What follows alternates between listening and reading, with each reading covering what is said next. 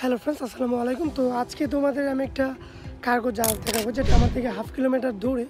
তো ওই দিকে হচ্ছে কার্গো জাহাজটা, আমি তোমাদেরকে এখন ওইখানটাতে নিয়ে যাবো ইনশাআল্লাহ। এই যে অফিসটা দেখতে পাচ্ছ, এটা মূলত আমার কোম্পানি, আমি যেখানে চাকরি করি। তো ওখানে যেতে যেতে তোমাদের সাথে আমি একটা ঘটনা শেয়ার করি। সেটা হচ্ছে আমার বাবার গোষ্ঠী আর মায়ের গোষ্ঠীর মধ্যে এমন কিছু আত্মীয় স্বজন আছে যারা আমাদের পেছনে সবসময় লাইগা থাকে। মূলত তাদের সাথে আমাদের কোনো শত্রুতা নাই, নাই কোনো টাকা পয়সার লেনদেন, কোনো বিবাদ নাই, ঝগড়াঝাটি নাই। এরপরে তো আমাদের নিচে টেনে ধরার জন্য তারা সবসময় প্রস্তুত থাকে। 2 দিনের দুনিয়ায় বেঁচে থেকে এইগুলো করে কী লাভ, মিলেমিশে চললেই তো হয়।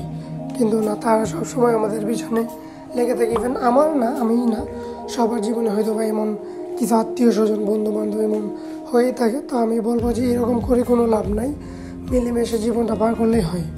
তো যাই হোক, আমি ইতিমধ্যে চলে এসেছি এই জায়গাটায়, যেখানে আপনাদেরকে আমি এই জাহাজগুলো দেখাবো। তবে এই ট্রাকগুলো করে কিন্তু ইউরিয়া সার বা অন্যান্য সার কিন্তু এই ট্রাকে করেই নেওয়া হয়।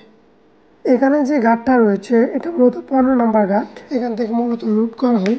এই যে জাহাজটা দেখতে পাচ্ছেন, এটা সম্ভবত ভারতীয় জাহাজ, এটা কেরালিয়ান। আমি একটু পরে জুম দিয়ে দেখাবো।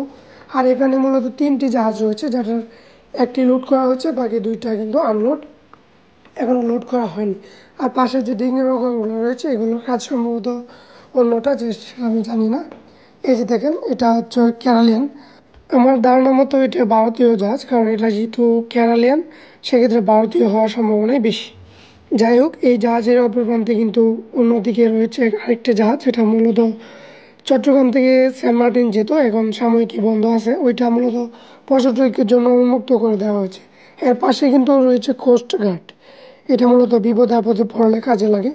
তো এই যে বলছিলাম যে 2টা জাহাজ এবং এখানে একটা জাহাজ, এই জাহাজটা মূলত লুট করা হয়েছে, বাকি 2টা জাহাজ লোডের জন্য অপেক্ষা করতে রয়েছে। এই ভিডিওটা মূলত আমি একটা ওয়াচ টাওয়ার থেকে নিয়েছি, যেখান থেকে খুব ভালো একটা ভিউ পাচ্ছে। এটা হচ্ছে ওই কেরালিয়ান জাহাজের ককপিট, যেখান থেকে কন্ট্রোল করা হয়।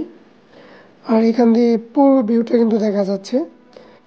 আর এর পাশেই কিন্তু রয়েছে শাহ আমানত বিমানবন্দর, যেটা চট্টগ্রাম বিমানবন্দর নামে পরিচিত।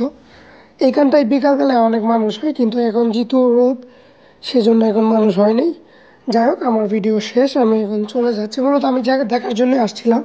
তো ভিডিওটি যদি ভালো লাগে তাহলে অবশ্যই লাইক, কমেন্ট, শেয়ার করবেন। ধন্যবাদ।